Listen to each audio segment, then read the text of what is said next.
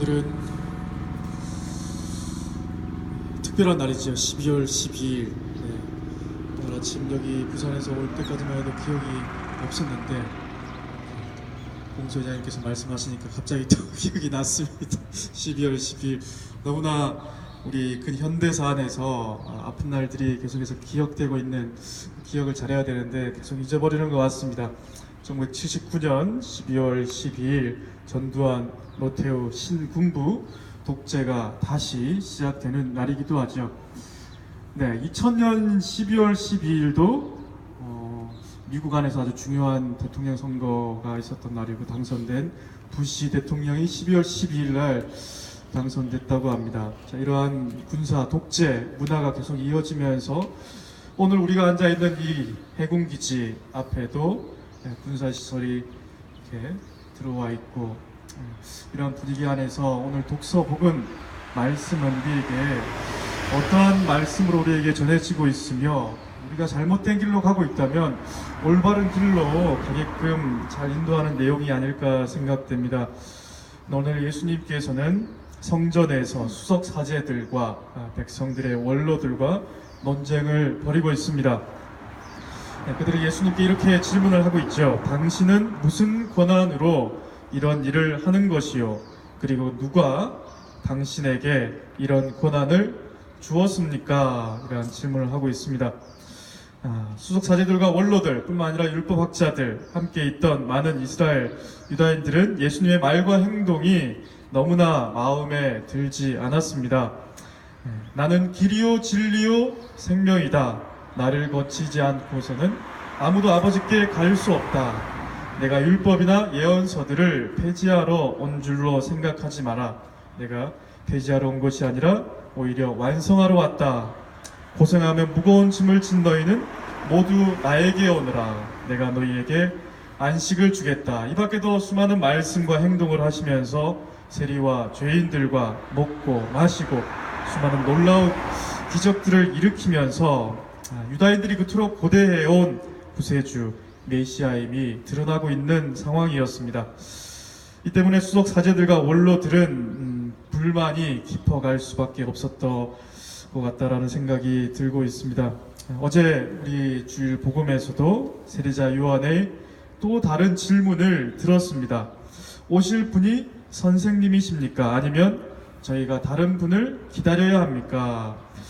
이러한 직접적인 세례자 요한의 질문에 대해서 예수님께서는 아주 정답과 같은 명확한 말씀을 우리에게도 해주고 계십니다. 이렇게 말씀을 하셨죠. 어제 복음에서 눈먼 이들이 보고 다리 저는 이들이 제대로 걸으며 나병 환자들이 깨끗해지고 귀먹은 이들이 들으며 죽은 이들이 되살아나고 가난한 이들이 복음을 듣는다. 나에게 의심을 품지 않는 이는 행복하다. 오늘 복음에 나오는 수석 사제들과 백성의 원로들이 했던 그 질문, 그리고 어제 세례자 요한 했던 질문, 예수님이 누구인지 조금씩 다른 방법이긴 하지만 예수님 자체, 존재 자체가 누구인지에 대해서 질문을 한 내용을 우리는 들었습니다. 우리들 또한 끊임없이 일상 가운데에서 질문을 던지고 있습니다. 우리가 믿고 있는 예수는 누구인가? 우리가 기다리고 있는 그분은 누구신가? 나는 누구이고 이 세상은 무엇인가? 사실 우리는 이렇게 수많은 질문을 던지는지 던지지 않는지 잘 모르겠지만 이러한 질문을 또 한번 해보고 싶습니다. 너무나 익숙해져 있는 삶의 순간들과 마주하고 있습니다. 우리의 숨쉬는 공기와 걸음을 걷고 있는 발바닥으로 마주하고 있는 이 땅의 신비는, 땅의 기운들은 무엇이고, 사람들의 대화와 미소, 방금 웃었나요? 울었나요? 아이의 그 울음소리, 웃음소리. 여기에 우리가 귀를 기울이면서 그 웃음의 의미, 웃음소리가 지니고 있는 그 소리에 귀를 기울이고 있는 것인지, 그냥 지나치고 있는 것인지, 이 삭막한 세상 한가운데서 계속해서 질문을 던지고 싶습니다. 특히 군부대 앞에 앉아있는 얼마나 마음이 아프고 삭막한 모르겠습니다. 군인들은 어떻게 안정감을 느끼고 있는지 잘 모르겠습니다. 전쟁이 나면 바로 뛰어나가야 되는데 이러한 전쟁의 기운이 감도는 수많은 값비싼 무기들 앞에서 생명의 기운을 과연 찾아볼 수 있을 것인지에 대해서도 질문을 던져보고 싶습니다. 나의 존재 이유와 세상과 신에 대한 질문은 의심과 믿지 못하는 어두운 눈으로 바라보는 시각이 아니라고 생각됩니다. 자, 어제 복음에서 예수님께서는 마지막에 이러한 말씀을 하셨습니다. 나에게 의심을 품지 않는 이는 행복하다. 자, 이 예수님의 말씀이 무엇일까? 마냥 맹목적인 신앙, 묻지도 따지지 않는 맹목적으로 믿어라, 이러한 말씀일까? 오직 믿음만이 구원을 가져다 줄 수 있다라는 교리 중심의 신앙일까? 자, 이러한 이야기가 아니라 바로 깊이 들여다보고 깊이 갈망하고 이 세상의 의미에 대해서 찾아 나서야 하는 구도자적인 자세가 먼저 선행될 때만이 이러한 질문에 대한 해답을 얻을 수 있다는 의미로 다가옵니다. 오늘 복음에 나오는 질문과 어제 들었던 그 세리자 요한의 질문, 이 두 가지 질문을 함께 생각해 보면 좋을 것 같습니다. 수석 사제들이 던졌던 질문은 바로 당신은 무슨 고난으로 이런 일을 하는 것이요? 누가 당신에게 이런 고난을 주었소? 세리자 요한이 광야에서 외치고 감옥에 붙잡혀서 뼈만 앙상한 채로 남아있지만 눈에는 생명이 흐르고 있는 그러한 질문, 오실 분이 선생님이십니까? 아니면 저희가 다른 분을 기다려야 합니까?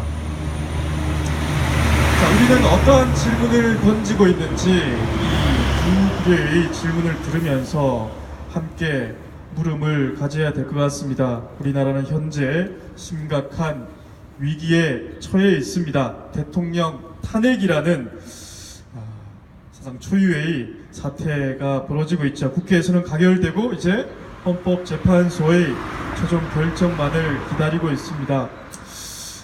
단순히 대통령의 탄핵뿐만 아니라 그 안에는 친일과 독재, 정경유착의 뿌리 깊은 역사를 계속해서 되풀이해야만 되는 우리 근현대사, 역사적으로는 계속해서 끊임없이 올라가면 말할 것도 없겠죠. 우리나라가 가야 될 길이 어디인지 어둡게만 보이지만 그 길을 누군가 밝혀주고 우리 또한 신앙인들이 어떻게 그 어두운 길을 밝혀가야 될 것인지 의문을 가지고 싶습니다.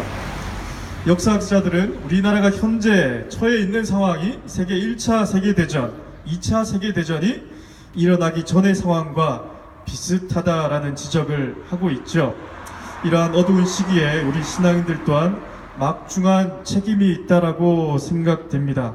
이 종교인들, 특히나 종교인들은 각자의 양심과 신념을 가지고 세상의 빛과 소금이 되어야 할 사람들이죠. 정의를 부르짖고 선하고 올바른 마음을 세상 한가운데 뿌리 깊게 심어야 할 의무가 있습니다.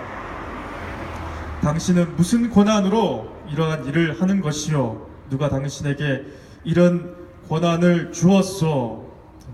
이 질문은 바로 의심의 눈초리로 불신하는 마음으로 던지는 질문이죠.